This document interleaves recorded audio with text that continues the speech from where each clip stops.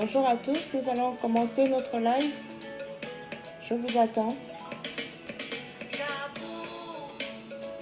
Dictature inavouée, où la liberté est bien emprisonnée. Les dirigeants parlent juste. Bonjour Kerry Winkler. Il nous faut la paix, arrêtez donc de crier. Bonjour à tous.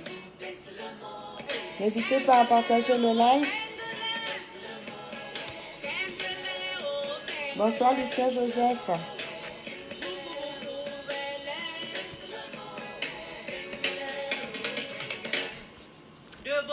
Bonsoir Dossi. Colombine, bonsoir. Régis Beach, mes sincères condoléances. Muriel, bonsoir. Jean-Roch Ziza, bonsoir. Bonsoir Christine. Bonsoir Yannick.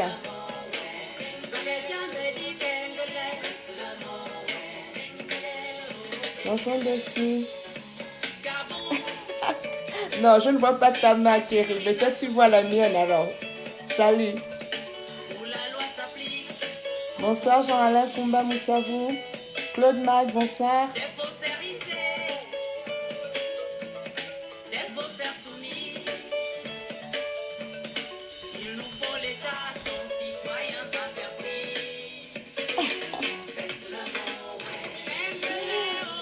C'est bien Lucien, vous êtes à l'heure et moi 15 minutes de retard. Bonsoir Tierno Koussiba depuis Conakry. Bonsoir Jeff Patrick. Merci Colombine. Bonsoir Eric Moussavou.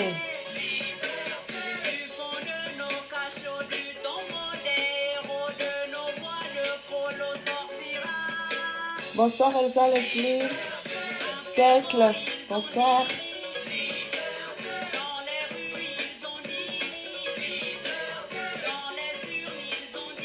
Bonsoir Jean-Pape.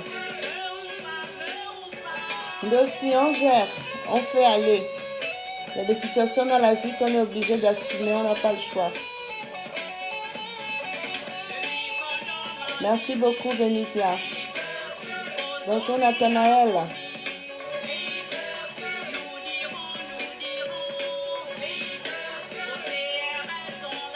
Bonsoir Georgie.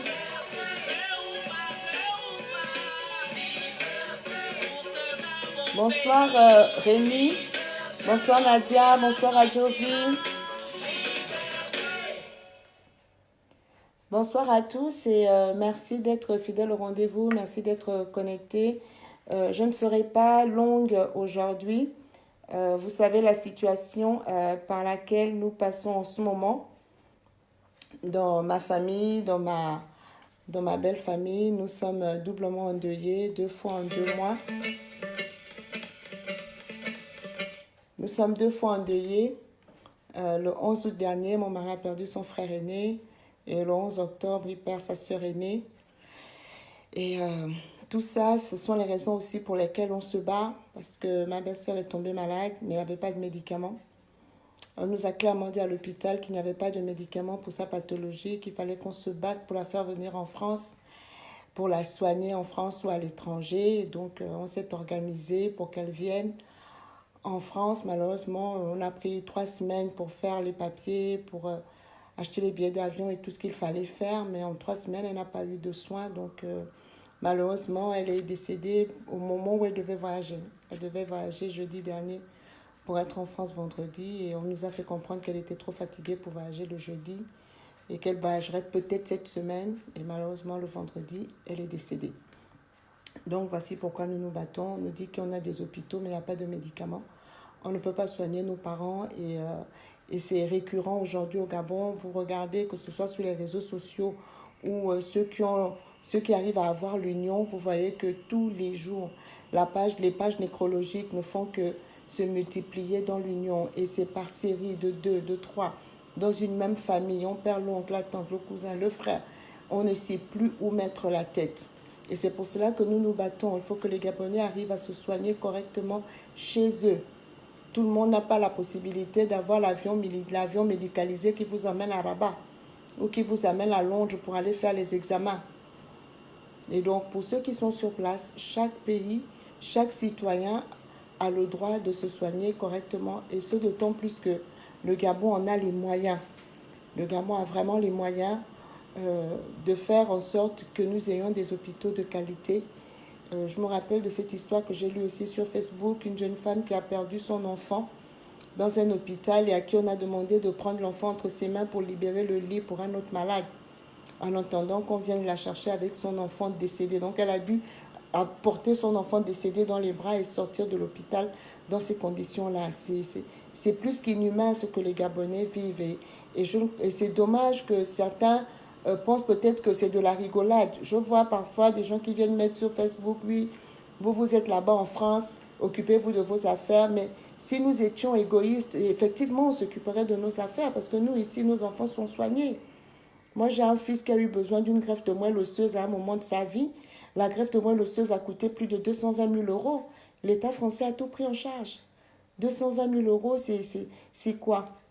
Presque 150 millions de francs CFA. L'État français a tout pris en charge.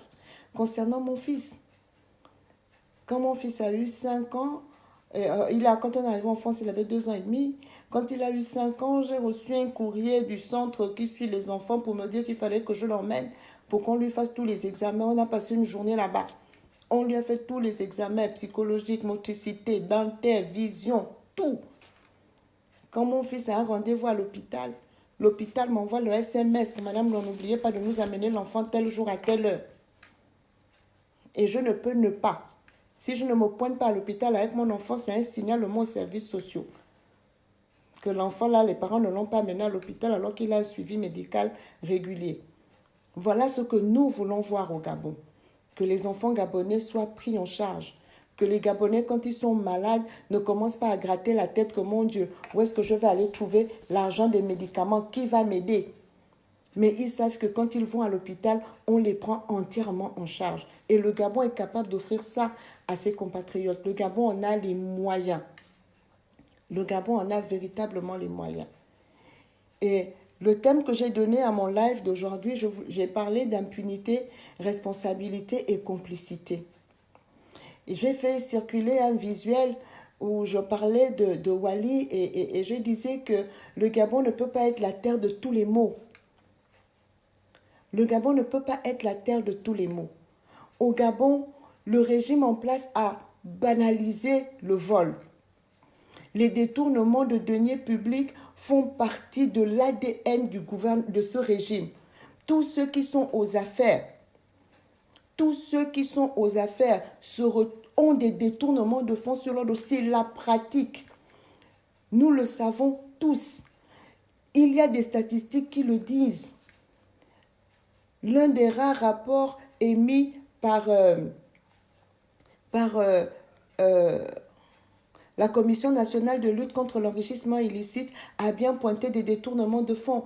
Quand ce rapport qui est sorti, je crois, en 2016 ou 2017, disait que entre 2006 et 2012 au Gabon, la moitié du budget de l'État est détournée. Mais ça, ce n'est pas d'aujourd'hui.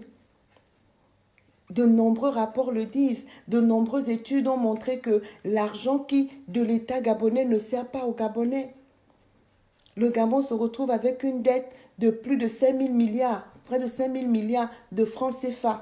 Dans le même temps, on continue de vendre le pétrole, on continue de vendre le manganèse. Ils ont continué à vendre le bois, les richesses du pays. Donc, il y a les recettes qui viennent des produits d'exportation, de tout ce qu'on vend, de nos matières premières. Il y a encore l'argent qui est venu de la dette. Mais malgré ça, les conditions de vie des Gabonais n'ont pas changé. On échangeait avec mon beau-frère au Gabon et on parlait de l'acheminement de la dépouille de ma belle-sœur à Lambaréné. Et mon mari est en train de leur dire que oui, faites attention, vous allez prendre Lambaréné, Libreville, c'est 3 heures. Et mon beau-frère nous a dit que non, vous sortez d'où? Libreville, Lambaréné, c'est plus 3 heures. Libreville, Lambaréné, c'est 6 heures. 6 heures. Il faut mettre 3 heures entre Ntoum et Kango, près de 40 km, 40 ou 50 km.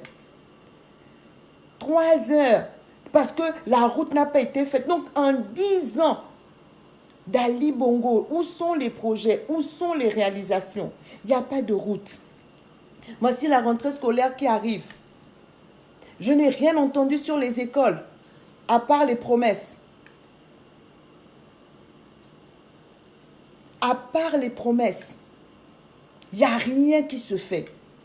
Le bien-être des Gabonais n'est pas une urgence. Le bien-être des Gabonais n'est même pas une nécessité. Alors, le vol a été banalisé. Depuis une dizaine d'années, depuis qu'Ali Bongo est arrivé, nous avons une recrudescence des crimes rituels comme jamais auparavant. C'est fini, les Gabonais se sont habitués aux crimes rituels. Les Gabonais se sont habitués au détournement des deniers publics. Même le plus petit administrateur de crédit détourne l'argent.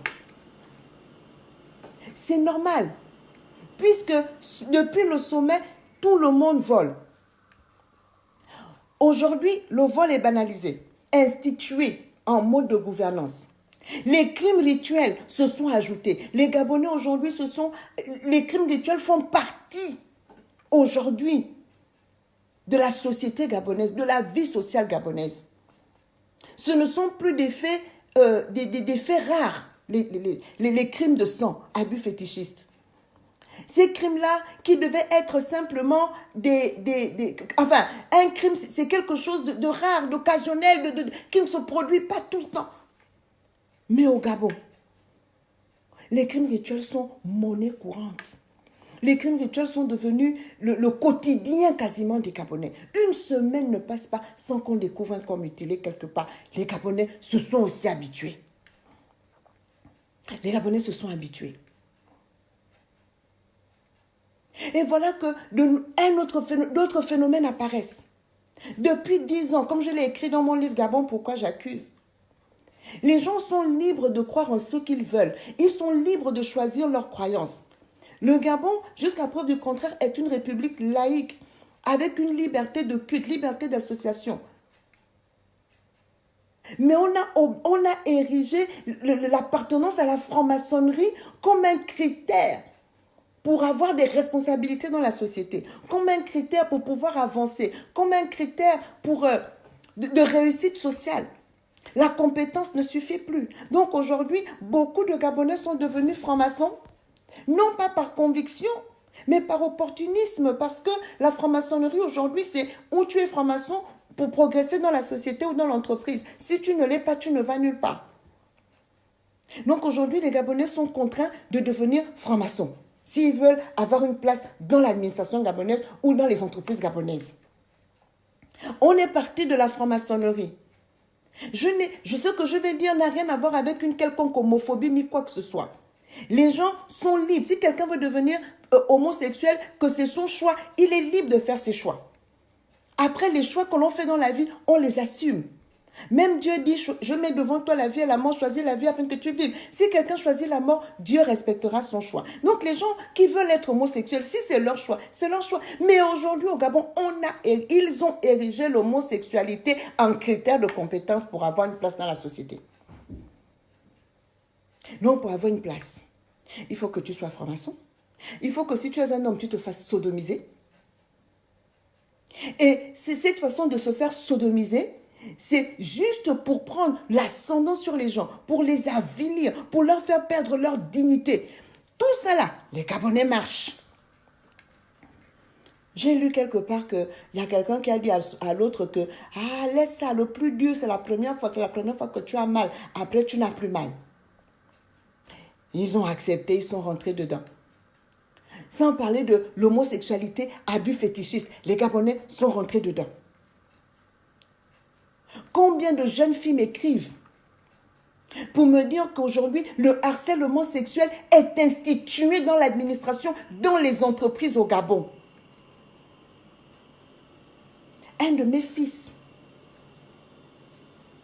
quelqu'un qui me considère comme sa mère, il a fini ses études, il était étudiant dans un pays étranger.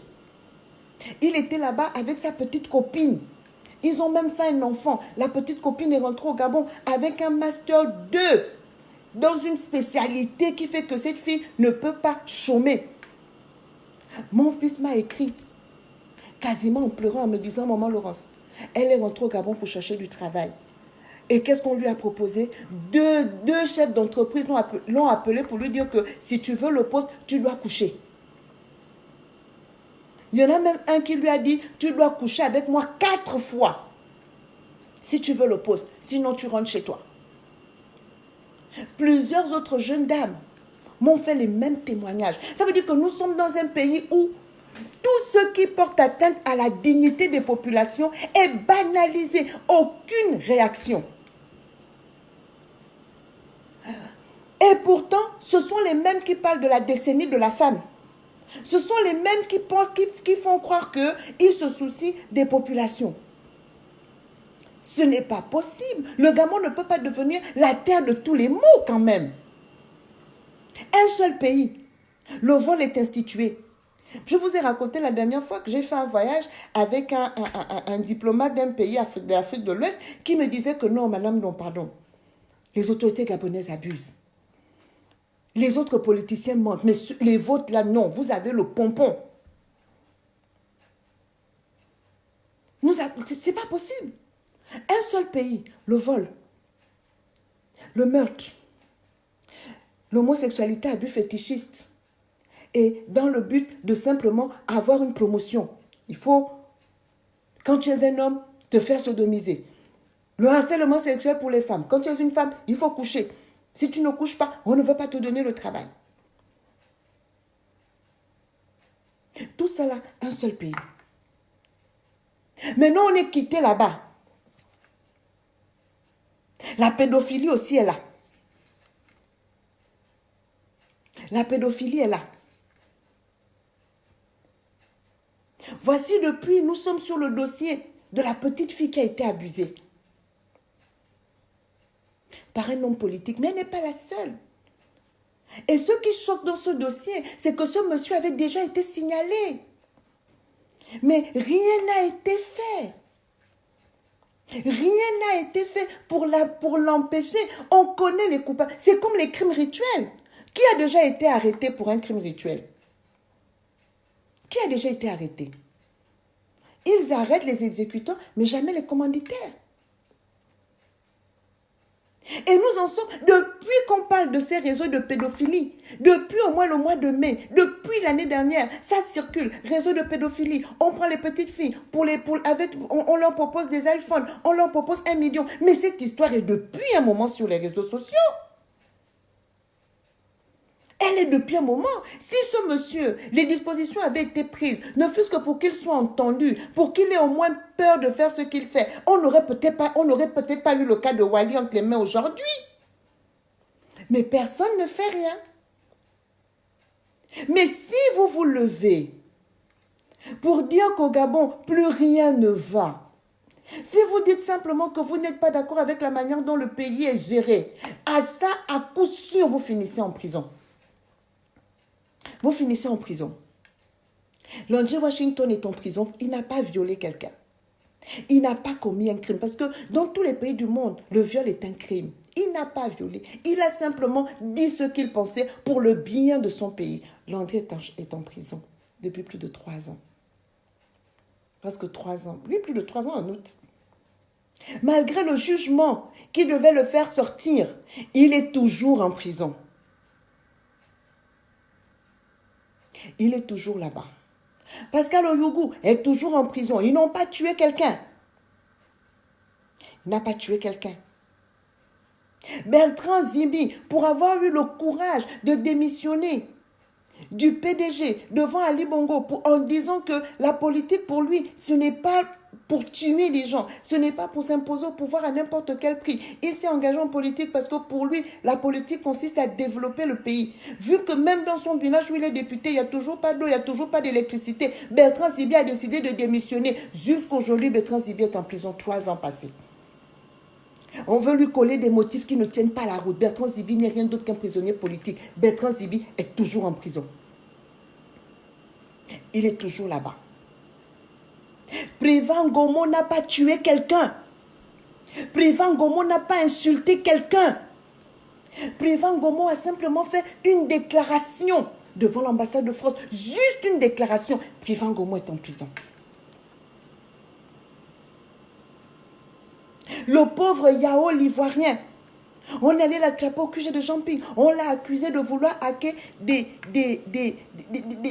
résultats papier qui ne sont même pas transmis par informatique. Yao, un Ivoirien, un étranger, le pauvre enfant, il est en prison au Gabon. 3 ans sont passés. Il n'a pas violé quelqu'un, il n'a pas tué quelqu'un.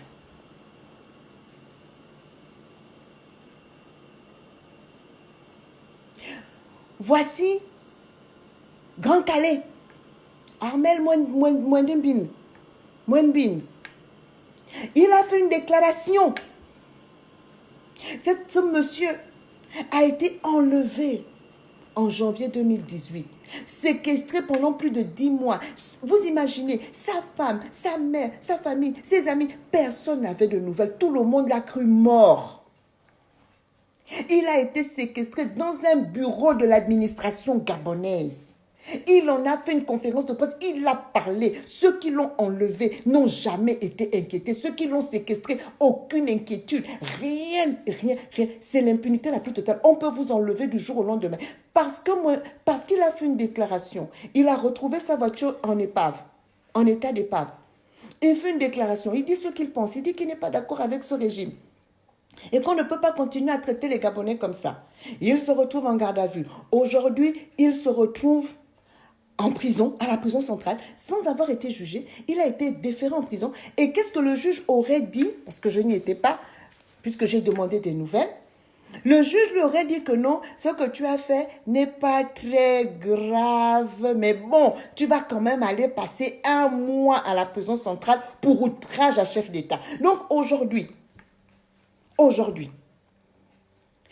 le seul crime, si c'est même un crime, qui vous mène en prison, c'est outrage à chef d'État. Si vous êtes reconnu d'outrage à chef d'État, ça là, vous n'avez même pas besoin de passer devant un juge.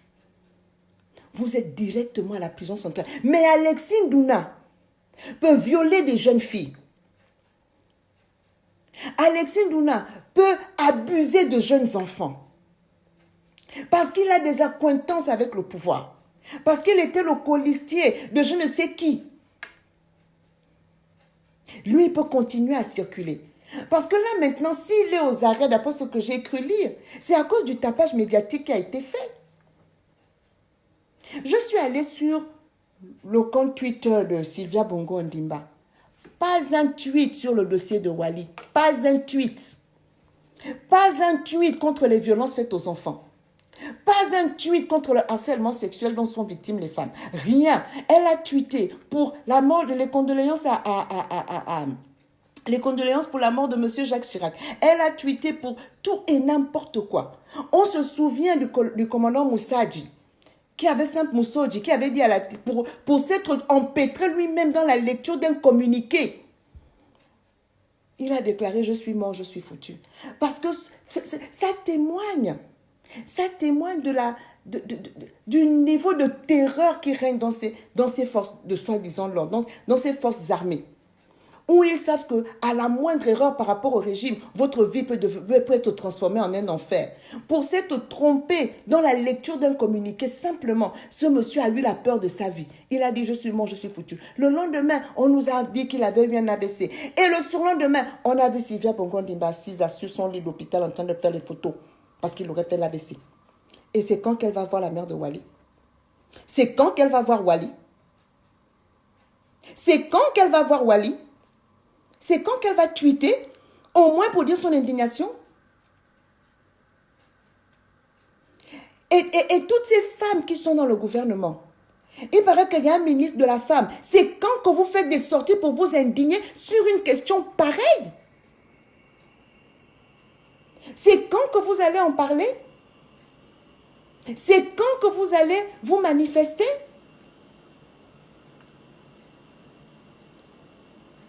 Un gouvernement, et c'est ça les responsabilités, c'est ça la complicité. Quand les autorités ne parlent, ceux qui font office d'autorité ne parlent pas, ne disent absolument rien, qui ne dit mot consent, qui ne dit mot approuve.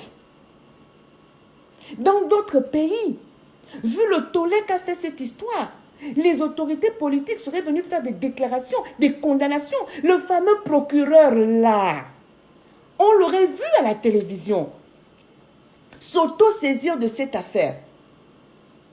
On aurait vu un procureur normal s'auto-saisir de cette affaire et décider de porter plainte. C'est là que j'ai appris que non, le procureur fait tout pour que la vérité paraisse. Quelle vérité qui doit paraître? Il y a des témoignages.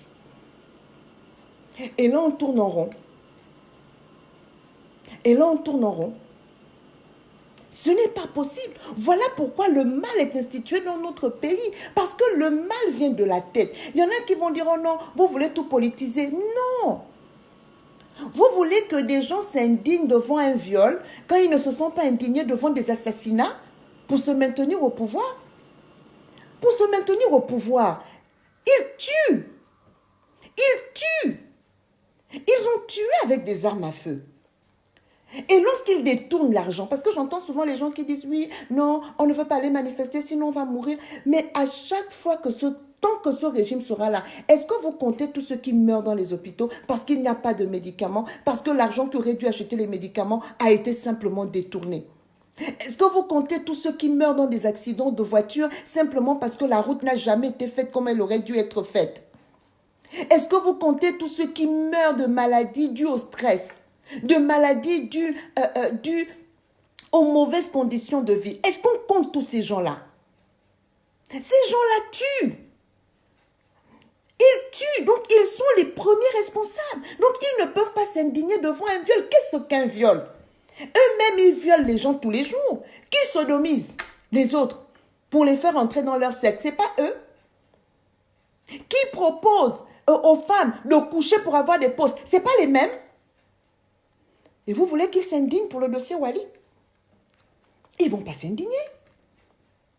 Vous voulez que les gens se sentent... Vous voulez qu'un voleur au Gabon se sente inquiété quand il sait que son ministre vole plus que lui, quand il sait que le directeur de cabinet, l'ancien comme le nouveau, sont tous des repris de justice, des voleurs patentés? Vous voulez que qui se sente mal en fait? Ils ne peuvent exercer aucune forme de coercition. En fait, ça veut dire qu'ils ne peuvent réprimander personne parce qu'ils ne sont pas des modèles. Dans l'esprit de tout le monde, ces gens sont des criminels. Dans l'esprit collectif, ce sont des voleurs. Dans l'esprit collectif, ce sont des violeurs. Et le problème, c'est qu'ils veulent instituer ce mal-là dans toutes les sphères de la société gabonaise. À tel point qu'aujourd'hui, au Gabon, quand tu veux être intègre, c'est toi qui es l'exception à la règle. C'est toi qui n'es pas normal. Quand tu es une femme et que tu décides que non, toi tu ne vas pas te vendre, toi tu ne vas pas coucher avec les gens, tu comptes sur ton intelligence pour progresser, c'est toi qui n'es pas normal. C'est toi qu'on déteste. C'est toi qu'on insulte. Elle veut montrer quoi? Elle veut montrer quoi? Elle veut montrer qu'elle est qui? Il veut montrer quoi? Et on se bat pour te soumettre. On va t'assécher financièrement. Parce qu'ils veulent un pays où tout le monde doit vendre sa dignité. Tout le monde doit vendre son honneur. On a vu ça où? On a vu ça où? Ce régime va en empirant. Vous savez, changer les personnes, ce n'est pas changer un régime. Si vous voulez construire une maison, vous avez construit une maison. À la place des briques de 20, vous avez mis des briques de 15. Ce qu'ils font à un moment donné, ce n'est pas changer la brique de 15. C'est changer le moule pour fabriquer les bonnes briques. Ensuite, vous remplacerez les mauvaises briques par les bonnes briques, mais qui sortent d'un autre moule. Et c'est ça la difficulté qu'on a aujourd'hui. Quand on parle de renouveler la classe politique au Gabon, on parle de quoi? Changer les personnes. Vous pensez que remplacer Maganga Moussabou par son fils, vous avez changé le régime? Vous pensez que remplacer Mbombo Miyakou par son fils, vous avez changé le régime? Vous ne vous êtes pas rendu compte que ces gens-là, ce sont leurs enfants qui les remplacent aujourd'hui? Et les enfants sont pires que les parents? Omar Bongo a été pire que Léomba. Ali Bongo est pire qu'Omar Bongo. Et s'il y a un autre président qui vient de ce système, il sera encore pire. À l'époque encore d'Omar Bongo, pour parler un peu de l'attribution des marchés, ils faisaient même semblant de faire des appels d'offres. Mais aujourd'hui, ils ne font plus des appels d'offres. Depuis qu'Ali Bongo est arrivé, les marchés sont distribués gré à gré. Ils créent tous des dizaines, des milliers, des centaines. Ils créent tous leurs entreprises et ils se partagent les marchés de l'État. Et le Gabonais lambda qui avait sa petite entreprise, sa petite PME, n'a plus de marché. Sans compter les PME qu'ils ont asséchées en leur disant que c'est à vous de préfinancer. Donc les PME ont préfinancé certains travaux et au moment de les régler, l'État n'a jamais réglé la note. Et beaucoup ont mis la clé sous le paillasson. Voilà comment ils ont tué les entreprises gabonaises. Parce qu'ils veulent s'accaparer de tout. Mais on va les laisser faire jusqu'à quand? On va les laisser faire jusqu'à quand? Parce qu'ils ne vont pas s'arrêter. Vous vous souvenez du slogan de Air Afrique? Chaque jour, nous en faisons un peu plus. C'est leur slogan. Chaque jour, ils en font un peu plus dans le mal. Chaque jour, ils en font un peu plus dans le mal. Et ils n'ont peur de rien, ils n'ont peur de personne. La loi, ils en font ce qu'ils veulent. La loi est à leurs pieds. Ils ont fini de vendre les matières premières du pays, ils ont volé l'argent. Ils ont endetté le pays, ils ont volé l'argent de la dette. Aujourd'hui, le Fonds monétaire international leur a dit qu'il faut qu'ils cessent de s'endetter parce qu'ils n'ont plus les moyens de rembourser. Donc, qu'est-ce qu'ils font? Ils décident de transférer les titres fonciers de l'État à la Caisse des dépôts et des consignations, qui, elle, est une entité, certes appartenant à l'État, mais différente de l'État. Donc, elle peut continuer à s'endetter au nom de l'État en question. Et donc, pour accroître sa capacité à s'endetter, on met à sa disposition des titres fonciers de l'État qu'elle pourra donc hypothéquer pour obtenir de l'argent sur les marchés financiers internationaux. Mais une fois ces titres fonciers hypothéqués, la première dette de 5 000 milliards qu'on se bat là, ils n'arrivent pas à la rembourser. C'est la dette obtenue après hypothèque des titres fonciers qu'ils vont rembourser. Il y a une excellente vidéo de Fon Jimbi que j'ai partagée sur ma page. Il est expert dans ces questions de foncier. Allez la regarder, il vous explique bien ce qui se passe, ce qui se joue derrière ces titres fonciers. C'est encore aller chercher de l'argent pour encore endetter le pays. Mais je vous ai parlé j'ai dit que j'allais vous parler de responsabilité et de complicité. J'ai pris la procédure simplifiée pour adopter des textes législatifs et réglementaires. J'aurai le temps de mieux vous expliquer ça. Il y a un sociologue qui a dit qu'un gouvernement est considéré comme démocratique lorsqu'il écoute ses citoyens, les consulte pour l'essentiel des décisions, rend compte de son action et promeut les valeurs d'intégrité dans sa vie quotidienne et professionnelle. Donc, le Gabon n'est pas une démocratie. Parce qu'il ne consulte pas. Pour prendre un texte, il y a des procédures. Il y a une procédure courte pour le décret et les arrêtés et une procédure longue pour les projets, les propositions de loi et les ordonnances. Et elles sont à cheval en réalité entre les deux procédures. Mais tous les textes ont un même point de départ. Le ministère qui a la compétence dans le domaine qui doit être encadré. Donc la première chose, c'est qu'au départ, il faut arrêter le programme de réforme juridique sur 3 à 6 mois dans chaque ministère. À la suite de l'adoption du programme du gouvernement par l'Assemblée nationale, les départements ministériels reçoivent des feuilles de route du Premier ministre au sein desquelles sont répertoriées toutes les réformes, notamment celles juridiques. Sur instruction du ministre, l'administration prépare le programme de travail ministériel qui va comprendre l'ensemble des décisions à faire adopter dans le secteur dans les prochains conseils des ministres. Donc, pour rendre ce travail collégial au sein du ministère, un arrêté avait été pris par le gouvernement de cette époque pour mettre en place une formation spéciale réunissant autour du ministre, le secrétaire général du département, les directeurs généraux, en plus du directeur de cabinet. Cette formation spéciale appelée comité technique ministériel est le premier niveau de construction d'un consensus autour d'une décision dans un ministère. Voici le début. Donc, quand un ministère va proposer quelque chose, dans le ministère, ils doivent d'abord créer ils doivent créer le comité technique ministériel qui discute de la question. Et donc, le programme de travail du gouvernement ou l'instrument qui programme les conseils des ministres, c'est sur 3 à 6 mois.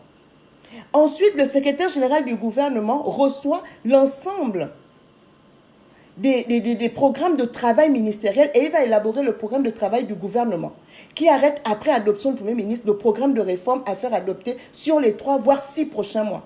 Au terme de ce processus stratégique, les ministères peuvent commencer à travailler individuellement sur chaque réforme et notamment, pour ceux qui nous intéressent ici, les réformes juridiques. Je parle du décret qu'ils ont voulu faire là, pour transférer les titres fonciers à la CDC. À quel moment le comité technique ministériel s'est retrouvé? À quel moment? À quel moment ensuite il y a la troisième étape, ça commence, il y a une réflexion technique, puis des consultations formelles et informelles. Ils ont consulté qui? Parce que quand c'est comme ça, on consulte la société civile, on consulte les experts, on consulte pour dire voilà ce que nous voulons, voilà ce que nous entreprenons, parce que le pays ne leur appartient pas, à eux seuls. Ici en France, moi je vois quand on veut faire passer une réforme, si c'est dans l'éducation, on va consulter les syndicats, on va consulter les associations. Quel que soit le domaine juridique, on fait la loi, la réforme qui doit passer, il y a des consultations avant que la loi, le décret ou l'ordonnance ou quoi que ce soit ne soit adopté, avant que la réforme ne soit adoptée. Est-ce que tout ça est validé? Une fois que c'est validé par le ministre, on transmet au secrétariat général du gouvernement. Le secrétariat général du gouvernement est la frontière entre la technique et le politique. Mais est-ce que tout cela a été même validé par le secrétariat général du gouvernement? Ensuite, il y a le conseil interministériel qui va préparer la décision politique du conseil des ministres. Mais moi, c'est sur quoi je veux m'appuyer. Il y a ce qu'on appelle le conseil d'État ou le conseiller juridique du gouvernement. Le Conseil d'État est saisi obligatoirement par le gouvernement sur la base des dispositions de la Constitution. Et la Constitution, dans son article 30, prévoit que les projets de loi, d'ordonnances et de décrets réglementaires sont délibérés en Conseil des ministres après avis du Conseil d'État. Le Conseil d'État, est-ce que vous avez donné votre avis sur le document, sur le fameux décret qui veut transférer les titres fonciers de l'État à la caisse de dépôt et de consignation? Si vous avez été consulté, que vous avez donné votre accord, c'est que vous êtes complice de cette décision unique. Maintenant, si vous n'avez pas été consulté, prenez vos responsabilités et dites-le. Dites-le. Parce que c'est de la complicité. On dit que par conséquent, les actes dont je viens de parler, pris par le gouvernement et n'ayant pas respecté cette procédure, sont attaquables devant la justice et sont susceptibles d'être annulés pour vice de procédure. C'est le ministère des Relations avec les institutions constitutionnelles, selon le décret 937, qui doit le faire. En pratique, pour éviter cette lourdeur, le secrétariat général du gouvernement le fait directement. Il est assisté lors de l'audience d'examen du texte par les experts du ministère compétent. Le secrétariat général du gouvernement veille sur la préservation de la position du gouvernement. Le Conseil d'État s'assure que ce texte ne vient pas empiéter sur les dispositions existantes des textes antérieurs. Il se penche aussi sur la qualité rédactionnelle du texte. Le gouvernement n'est pas lié par l'avis du Conseil, mais là également, il est recommandé de le suivre. Et particulièrement pour les décrets et les ordonnances, dans la mesure où la Cour constitutionnelle, après le Parlement, examine et peut réécrire le projet de loi. Donc dites-moi, vous qui êtes là, au Conseil d'État, est-ce que ce texte-là vous a été soumis? Lorsqu'ils vont en Conseil des ministres pour dire qu'ils vont transférer les titres fonciers de l'État, ils ont consulté qui? Ils ont consulté quel expert? Ils ont parlé avec qui? Ils ont échangé avec qui? Est-ce qu'ils ont même informé le peuple gabonais? Je ne parle même pas des référendums. Non. Et il y en a qui veulent prendre ça à la rigolade. Oh non, c'est pas grave. Oh non, c'est rien.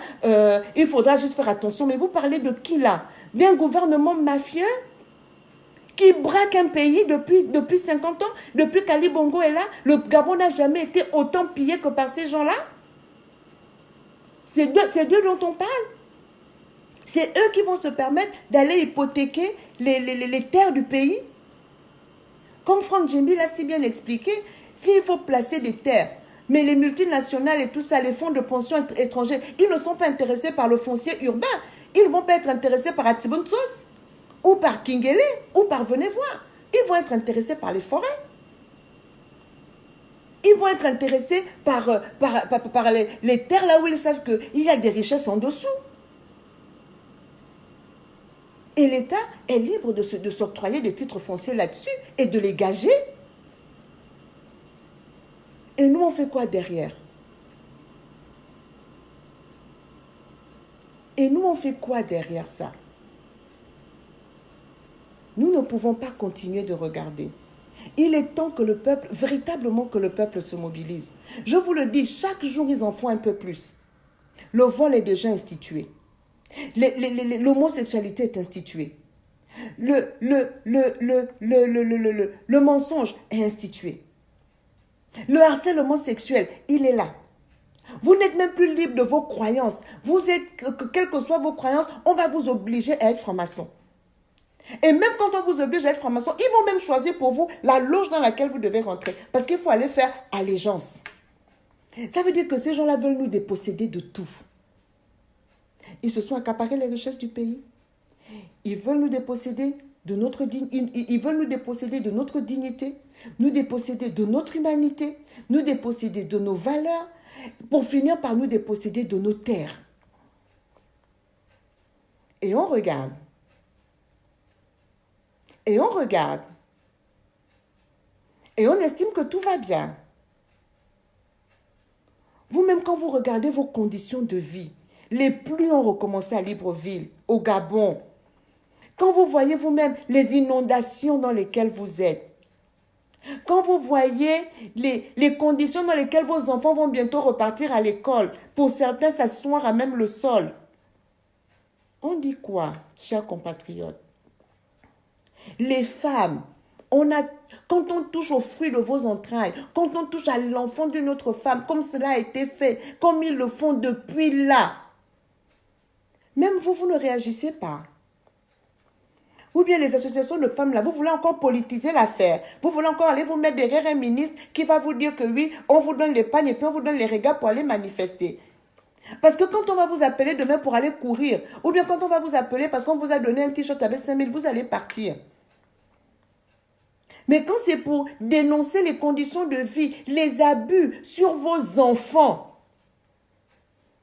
qui va le faire pour vous? Personne ne le fera à votre place. Je suis là pour vous rappeler encore que ces gens-là ne changeront pas. Ils feront ce qu'ils ont toujours fait de notre pays. Ils ne soucient même pas. Là, en ce moment même, ils se croient en terrain conquis. Alors, il ne suffit plus d'être à sa place. C'est bien. Même ceux qui prient, c'est bien de prier. Mais la Bible dit qu'en croyant du cœur, on parvient à la justice et en confessant de la bouche, on parvient au salut. À un moment, la bouche doit parler. La bouche doit s'ouvrir. La bouche doit dénoncer. La bouche doit dire non. Parce que qui ne dit mot consent? Et nous savons tous que Dieu condamne, pas seulement ceux qui agissent, mais ceux qui consentent, ceux qui soutiennent, ceux qui sont complices. Parce que le silence n'est rien d'autre que de la complicité face au mal. À un moment donné, il faut prendre position. On ne peut pas être neutre. On ne peut pas être entre les deux. À un moment, il faut décider de prendre position. C'est ce que je voulais nous dire ce soir. Il y a des responsabilités. Que chacun prenne ses responsabilités. Et ceux qui ne disent rien en réalité sont complices. On ne peut pas parler d'une affaire de mœurs aussi choquante. Il y a des témoignages qui circulent. Aucun membre du gouvernement ne s'est exprimé. La fameuse première dame qui n'hésite pas à afficher son mari clopinant. On les a vus au stade de Nzarayon la dernière fois. Madame descend de la voiture, elle monte tranquillement en courant, elle va s'asseoir sur l'estrade, elle va se mettre debout sur l'estrade. Et son pauvre mari, qui est là, clopinant, essayant de monter avec difficulté, pourquoi elle ne l'a pas attendu en lui tenant la main pour l'aider à monter un peu quand même? Monter un peu la compassion. Une femme normale n'expose pas son mari comme ça. ce sont des gens pas sérieux. Là, Sylvia Bongo Ondimba qui se fait passer pour la veuve et l'orphelin. Et d'ailleurs, je vais vous dire quelque chose. Sylvia Bongo n'est pas à l'origine de la journée internationale de la veuve et de l'orphelin. Elle n'est pas à l'origine de ça. C'est une usurpation. C'est une usurpation. Vous allez sur la Lumba Foundation. Lumba Foundation. Lumba, c'est L-O-O-M-B-A. Foundation en anglais. Fondation en anglais. Vous allez sur la Lumba Foundation. Lord Raj Lumba est l'initiateur de la journée internationale de la veuve. Le 23 juin. La preuve, c'est que le 23 juin, c'est la date de la mort du père de Lord Lumba. Lord Lumba, mon association, le VEDAP, l'a reçu en France en 2015. Il est venu faire une conférence pour nous, justement à l'occasion de cette journée internationale de la veuve. Et lui-même nous a expliqué que son père est mort un 23 juin. Et ils étaient 8 enfants. Leur mère ne savait ni lire ni écrire. Elle s'est battue pour élever ces 8 enfants et les aider à réussir en Inde. Parce qu'aujourd'hui, on l'appelle Lord Lumba parce qu'il est de nationalité britannique et il est membre de la Chambre des Lords à Londres. Et donc, quand il a réussi sa vie, quand sa mère meurt en 1992, il décide de créer une fondation en l'honneur de sa mère. Parce qu'il s'est rendu compte en Inde, de par la vie de sa mère, que les veuves étaient très ostracisées. Et il a réalisé ça le jour de son mariage, parce que le prêtre hindi qui célébrait le mariage, a empêché à sa mère de s'approcher du couple pour les embrasser, au motif qu'elle était veuve. On a demandé à sa mère de se tenir loin du couple.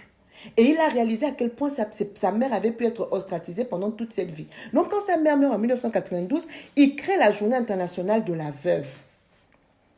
Enfin, il crée la fondation d'abord, la Lumba Foundation, qui accompagne des veuves et des orphelins en Inde, d'abord. Ensuite, il installe la Lumba Trust aux États-Unis. Et aux États-Unis, la Lumba Trust est dirigée par Hillary Clinton. Et à Londres, à l'époque, elle était dirigée par Cherie Blair, la femme de Tony Blair. Et donc, en 2005, il institue la Journée internationale de la veuve. Donc, la première Journée internationale de la veuve est célébrée le 23 juin 2005 à la Chambre des Lords en Grande-Bretagne, en présence de Cherie Blair, en présence d'Hillary Clinton. Donc, il se bat pour que cette journée soit reconnue par les Nations Unies. Donc, il fait des démarches auprès des Nations Unies, ça n'aboutit pas. Donc, en 2009, lorsqu'Ali Bongo accède au pouvoir, lui, il va aux Nations Unies pour faire son plaidoyer pour sa journée de la veuve. Et là, on lui fait comprendre que non, un individu, une association ne peut pas proposer une résolution aux Nations Unies. Il faut que cela passe par un État. Et c'est comme ça qu'on va lui conseiller d'aller voir Ali Bongo parce qu'il vient d'arriver au pouvoir, parce qu'il essaye de se faire un nom et que probablement il pourrait accepter que le Gabon soumette la résolution aux Nations Unies demandant l'institutionnalisation d'une journée internationale des veuves. C'est comme ça que Lord Lumba se rapproche donc de la délégation permanente du Gabon aux Nations Unies à New York. Il pose le problème. C'est lui qui fournit tous les dossiers. C'est lui qui fournit même la date. Il rencontre Ali, il lui propose le truc, il veut que le Gabon porte le dossier devant les Nations Unies. Mais Lord Lumba lui-même a fait le plaidoyer auprès des 77 États qui ont voté la résolution. Donc, le Gabon n'a fait que introduire la résolution aux Nations Unies. Et Lord Lumba a été surpris au moment où la résolution est adoptée, de voir Sylvia Bongo faire un discours et de s'attribuer cette journée. Demandez-lui, le 23 juin, c'est la date de qui? C'est quelle date? Voilà comment cette femme a volé le combat de toute une vie d'un vieux monsieur. Parce qu'aujourd'hui, Lord Lumba est vieux. C'était le combat de sa vie. Il voulait au moins qu'en mourant, il laisse à l'humanité une journée où tout le monde s'arrête pour considérer la situation des veuves dans le monde à cause de sa propre histoire. Quand son père est mort, il avait 10 ans. Tout ce que je vous raconte là, vous allez sur la Lumba Foundation et vous allez sur le site internet du VEDAP. Vous, vraiment, l'association Veuvage doit accompagner mes perspectives. Vous verrez les photos avec Lord Lumba. Il était là. Ce que je dis là, il était là. Il y avait des témoins. Il a raconté l'histoire de la Lumba Foundation et de cette journée des veuves. Voilà comment aujourd'hui, la Sylvia Bongo se fait passer pour celle qui est à l'origine de la journée de la veuve et de l'orphelin. C'est faux, c'est pas elle. Elle est dans l'usurpation. Mais regardez d'abord qu'est-ce que cette journée est devenue. Et c'est la raison pour laquelle la journée a du mal à être célébrée ailleurs dans le monde. Les gens ne veulent pas la célébrer parce que ils savent que Sylvia Bongo a usurpé le combat de quelqu'un qui lui avait simplement dit que aidez-moi à faire passer la résolution aux Nations Unies. Aidez-moi à faire passer la résolution, ils en sont devenus les propriétaires. Ce qui fait que, alors moi je vous raconte la surprise, quand nous on reçoit Lord Lumba, donc eux ils nous disent qu'au Gabon, la première journée des veuves est célébrée en 2010. Donc moi quand je reçois Lord Lumba avec mon association, on fait en grand 5e édition de la Journée internationale des veuves. Lord Lumba arrive, il nous dit ce n'est pas la 5e édition, c'est la 10e édition. Parce que cette journée, on la célèbre depuis 2005. Elle a été reconnue, certes, en 2009, mais elle est célébrée depuis 2005. C'est la 10e édition de la journée. J'ai encore les documents que Lord Lumba m'avait emmenés pour la 10e édition de la Journée internationale des veuves. Donc, au Gabon, là, on vous fait célébrer la journée des veuves à partir de 2010. En réalité, elle existe depuis 2005. Parce qu'ils ont volé encore le combat de quelqu'un. Voilà comment ils sont. Voilà comment ils sont. Voilà comment ils sont. Et la preuve que cette femme n'a personne à cœur, c'est que voici un dossier où si elle avait à cœur réellement les femmes, elle monterait au créneau. Pourquoi elle ne monte pas au créneau? Elle a fait des cérémonies avec les épouses des corps habillés, les épouses de l'association des épouses des militaires. Elle ne va que là où elle est encensée. Voilà un vrai dossier.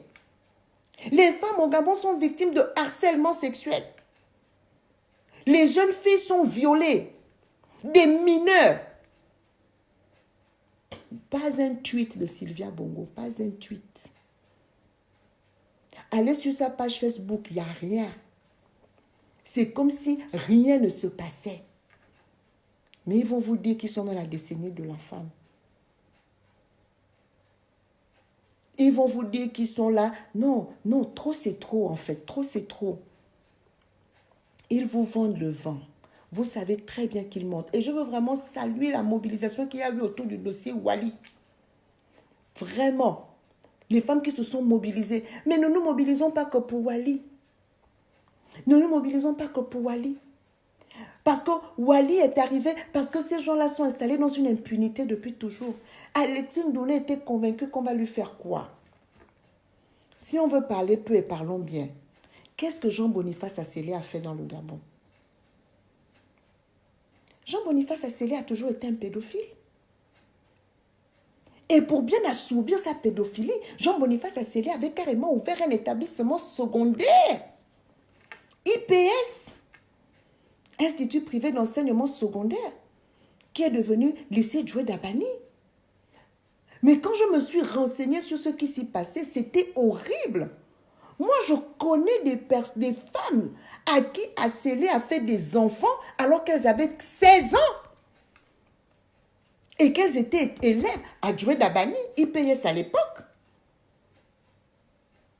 Et vous savez ce qu'Assélé disait aux parents? Il disait, vous ne pouvez rien me faire. Je suis le beau-frère du président. Sa femme et moi, même père, même mère, même trou. Excusez-moi l'expression, mais c'est ce qu'il disait à l'époque. Et cet Assélé, dans sa pédophilie, figurez-vous, il était quand même le chef de la police. Il n'a jamais été inquiété. Aucune famille ne s'est jamais plaint des détournements de mineurs d'Assélé, Jean Boniface, qui se plaint aujourd'hui que le Gabon ne va pas bien. Mais monsieur Assélé, combien de petites filles avez-vous pris la virginité? Parce que vous étiez tout puissant. Voici le problème. Donc Assélé a fait, d'autres ont fait, aujourd'hui Ndouna fait. Donc il ne comprend même pas ce qui lui arrive, Alexine Ndouna. Il ne comprend pas ce qui lui arrive là. Il ne comprend pas que lui, il s'est trompé d'époque. Nous sommes à l'époque où maintenant il y a les réseaux sociaux, où les gens peuvent témoigner, où les gens peuvent parler, même sous anonymat. Il ne comprend pas. Parce qu'en réalité, ces gens se sont toujours assis dans l'impunité depuis toujours. Depuis toujours. Voilà le problème.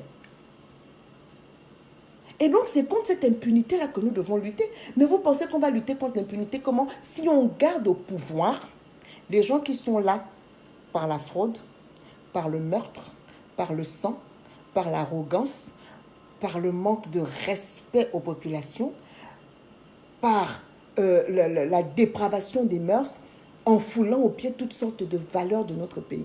Vous pensez que c'est comme ça qu'on va y arriver? Nous n'avons pas une autre solution que de nous débarrasser de ce régime. Si on veut commencer à construire un autre Gabon. Parce qu'on n'apprend pas à un vieux chien à s'asseoir. Et on ne donne pas un nouveau nom à un vieux chien. Ils sont toujours dans leur pratique.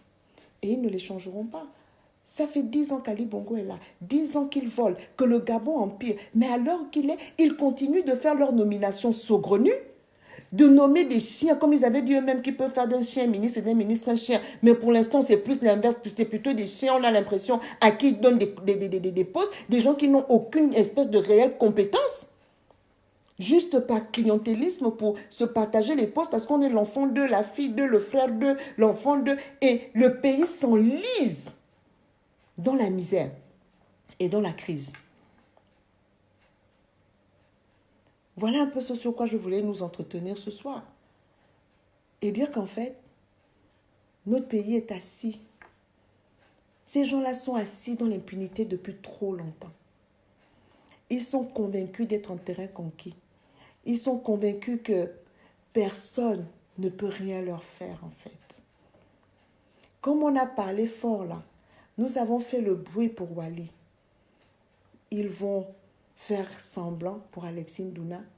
Mais je nous invite à garder cette mobilisation, à garder cette vigilance pour toutes les violations des droits humains. Les arrestations arbitraires, on doit se lever. Les injustices, aussi petites soient-elles, on doit se lever. La misère qui est imposée aux populations, on doit se lever comme on s'est levé là pour le dossier Wali.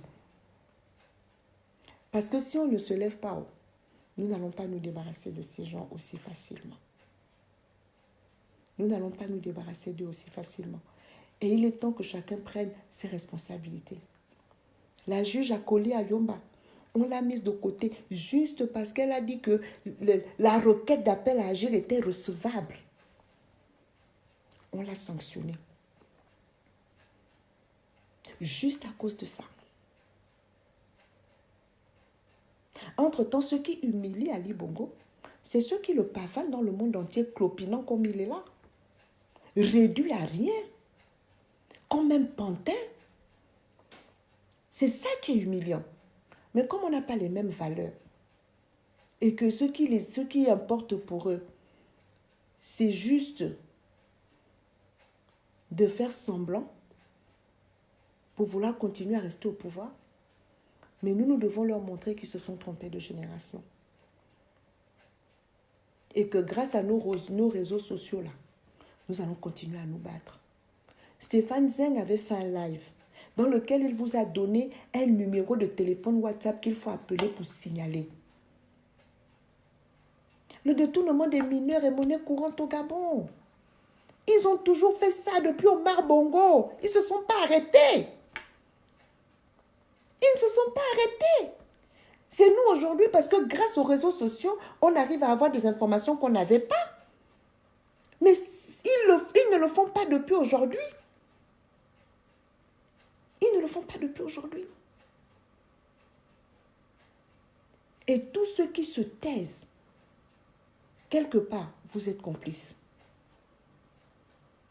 Le Conseil d'État, je vais revenir sur eux dans un autre live. Parce que beaucoup se cachent. On ne voit que les membres du gouvernement. On ne voit que les directeurs de cabinet. Mais il y a des fonctionnaires qui sont censés être des hauts fonctionnaires, qui devraient protéger l'État et qui ne le font pas, qui eux aussi sont complices. On arrive aussi sur vous. Nous allons vous dénoncer parce que vous devez prendre vos responsabilités. Parce qu'en ne les prenant pas, vous êtes complices du système, bénéficiaires du système. Et donc, nous allons aussi vous mettre devant vos responsabilités comme on le fait avec les membres du gouvernement. Vous ne resterez pas cachés. Repartez sur la page de Stéphane Zeng, prenez ce live, prenez cette petite vidéo, envoyez des messages à ce numéro WhatsApp.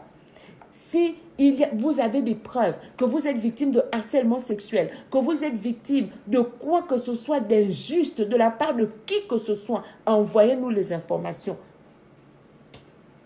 Parce que c'est le silence qui fait que ces choses-là se perpétuent. Le silence fait que le mal prospère. Il faut le dénoncer. Dénoncer le mal, ce n'est pas dénoncer les victimes. Et je vais finir avec ça.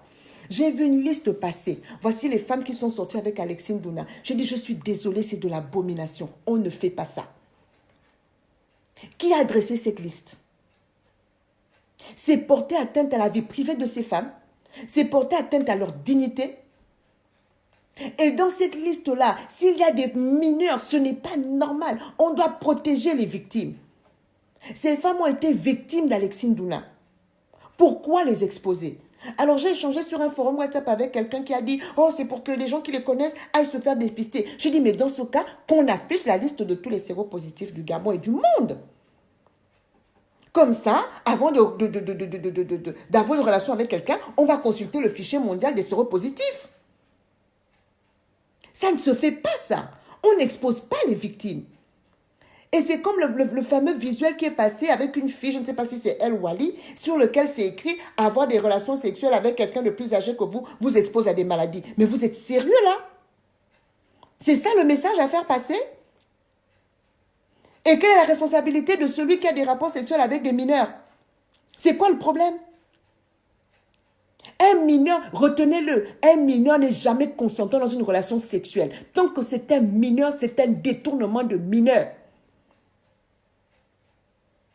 Le mineur n'est jamais consentant. Personne ne venait dire que le mineur... Ils ont voulu nous inventer ça ici en France. Une petite fille de 11 ans qui a été violée. Ils ont voulu dire... Les Français se sont levés pour dire qu'une fille de 11 ans ne peut pas être consentante dans un rapport sexuel avec un adulte. Arrêtez-nous ça tout de suite. Tout de suite. Alors quand on fait un visuel avec le visage d'une petite fille, d'une jeune fille, et qu'on lui dit avoir des relations sexuelles avec une personne plus âgée vous expose à des maladies, c'est tout?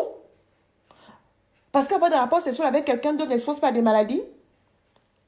En gros, ayez des relations sexuelles mais avec des gens qui ont votre âge.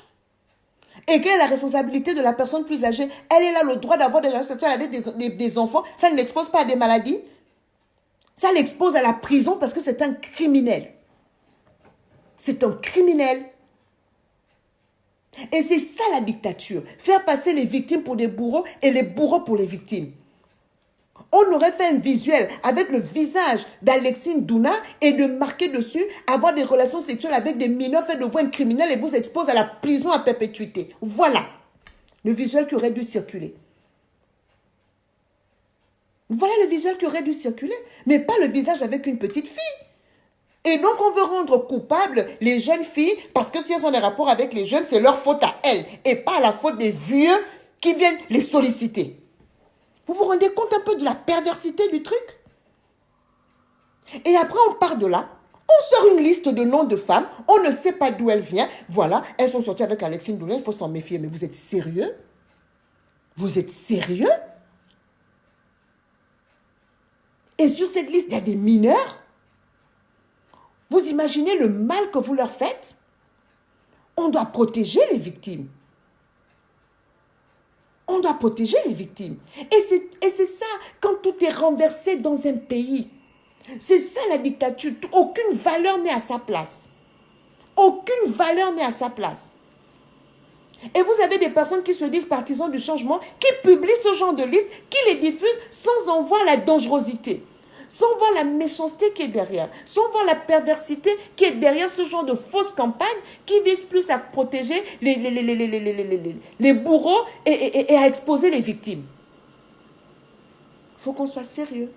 Plusieurs fois, je nous ai interpellés en disant « Faisons attention à ne pas être les communicants du régime. Faisons attention. Nous sommes aussi dans une guerre de communication. Il y a des messages qui veulent nous faire passer. Et comme on ne fait pas preuve de discernement, on saute sur tout et n'importe quoi et on publie, sans se rendre compte du mal qu'on est en train de faire. On ne peut pas faire ça.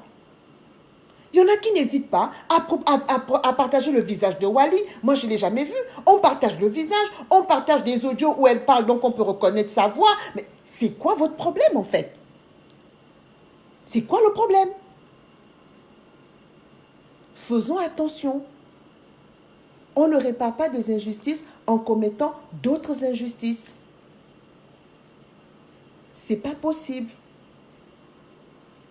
Donc, j'aimerais inviter tous ceux qui ont partagé ces trucs, cette liste à la supprimer. Ceux qui, peut-être par erreur, par ignorance, ne savaient pas, ont publié ce fameux visuel qui dit que quand on a des rapports avec quelqu'un de plus âgé, ça vous expose les maladies. Supprimez-moi ces trucs. Ce n'est pas des campagnes, ça. Ce n'est pas des campagnes d'information. On aurait voulu faire une campagne en disant aux jeunes filles, apprenez à dire non et à dénoncer toute personne plus âgée qui vient vous demander des rapports sexuels parce que c'est un détournement de mineurs. Là, on est en train de prévenir la jeunesse. Et on leur donne un numéro qu'elles peuvent appeler. Et on crée un contexte où, si elles viennent dénoncer, elles ne seront pas inquiétées, mais elles seront entendues. Et les personnes dénoncées seront elles aussi entendues, mises en examen s'il le faut. Voilà comment on protège la jeunesse. Voilà comment on protège les jeunes filles. Créer un cadre dans lequel elles peuvent venir s'exprimer sans craindre des représailles, ni pour elles, ni pour leurs proches.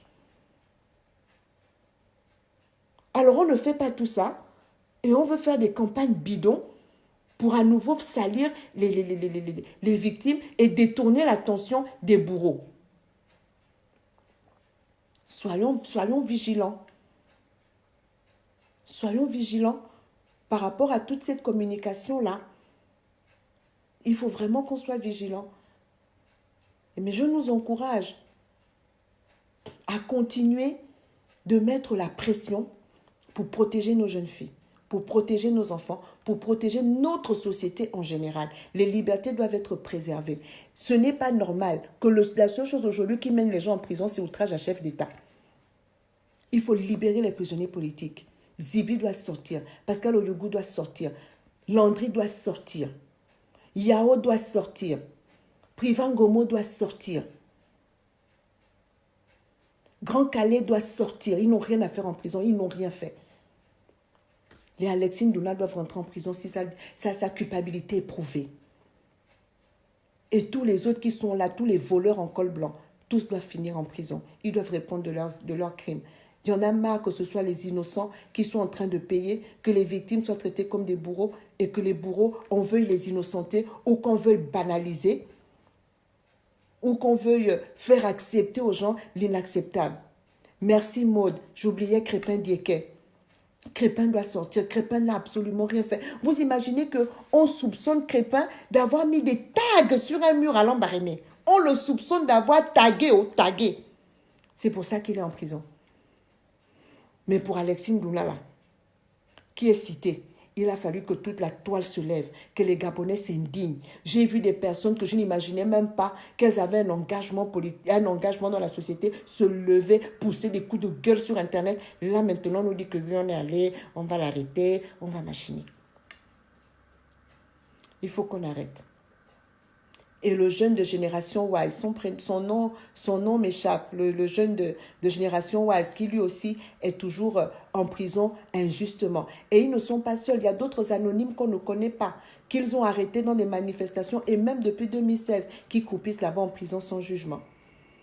Donc, gardons notre mobilisation, restons au taquet. Merci pour ce qui a été fait pour Wally. Nous devons continuer pour qu'il n'y ait plus jamais d'autres Wally, qu'il n'y ait plus jamais d'autres enfants qui soient abusés de la sorte. Mais pour ça, là, notre indignation doit quitter les réseaux sociaux et aller trouver les responsables pour qu'ils prennent leurs responsabilités et que cessent les complicités actives et passives vis-à-vis de ces criminels-là qui pullulent dans le pays et qui se sentent en terrain conquis parce que pour eux, l'impunité est généralisée, l'impunité est installée. Donc voilà un peu ce que je voulais nous dire ce soir et je vous remercie d'avoir pris le temps de m'écouter. Merci d'avoir pris le temps de regarder ce live et j'espère pour nous que, j'ai confiance que nous allons y arriver et que nous allons récupérer notre pays. Donc, j'encourage encore chacun d'entre nous à rester mobilisé. Il n'y a pas de dictature qui dure éternellement. Elle finira par tomber et je suis convaincue qu'elle va tomber, cette dictature. Nous restons debout. Nous sommes allés trop loin pour reculer. Vraiment trop loin pour reculer. On perd nos parents, on ne peut pas laisser comme ça. Et je veux aussi terminer mon live en disant qu'il faut rendre à Marcona son passeport et rendre les passeports à tous les Gabonais à qui on refuse les passeports. Bob, on lui interdit même d'entrer à l'ambassade pour aller déposer le dossier de passeport. C'est hors la loi. On ne peut pas faire de quelqu'un un apatride parce que c'est un opposant politique. Ce n'est pas normal. Le passeport est une pièce d'identité que l'on a parce qu'on a la nationalité d'un pays. Donc, il faut rendre aux Gabonais leur passeport. Mais comme ils cherchent toujours à écraser, ils cherchent toujours à piétiner. Maintenant, si vous êtes opposant, vous n'avez pas de passeport. Il faut rendre à Marc son passeport. Et non seulement Marc, tous les Gabonais qui sont ici en France, qui ne peuvent même plus accéder à l'ambassade pour aller déposer leur demande de passeport. Vous êtes là de face, vous avez usurpé le pouvoir. Comprenez aussi que les Gabonais soient fâchés. Comprenez que les Gabonais soient venus à l'ambassade enlever la photo de l'usurpateur et la remplacer par la photo du président élu. Comprenez-le aussi. Donc nous, on doit seulement toute une vie vous boire. Vous ne pouvez pas un peu comprendre que non, là les Gabonais sont fâchés et cette colère est légitime. Et vous décidez de détruire leur vie en ne leur donnant pas de passeport, qu'ils ne puissent pas renouveler leurs papiers, qu'ils se retrouvent au chômage. Donc vous n'êtes là que pour faire du mal aux Gabonais. C'est dans le mal des Gabonais, le malheur des Gabonais est jouissif pour vous en fait. Le malheur des Gabonais est orgasmique pour vous.